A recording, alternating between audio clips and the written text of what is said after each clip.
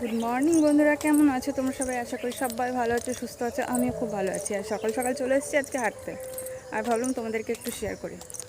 তো দেখো, সকালের পরিবেশটা বেশ সুন্দর লাগে। গ্রামে এসেছি আমার বাপের বাড়িতে, তো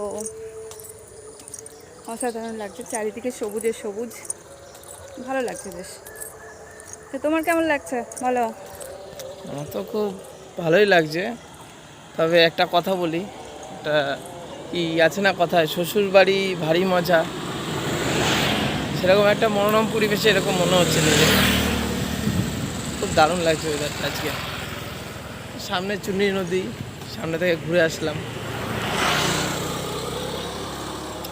তো কে কে তোমরা এখানে আসতে চাও বা কীভাবে আসতে হবে? এখানে এশিয়ার দ্বিতীয় বৃহত্তম শিবলিঙ্গ অবস্থান করছে এই শিবনিবাসে।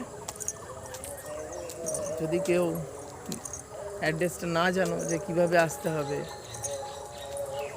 তো আমাদেরকে আমাদেরকে অবশ্যই কমেন্ট করো, জিজ্ঞেস করো। হ্যাঁ, কমেন্ট করো, আমরা বলে কমেন্টে দেবো। বলে দেবো। ঠিক আছে, টাটা। টাটা।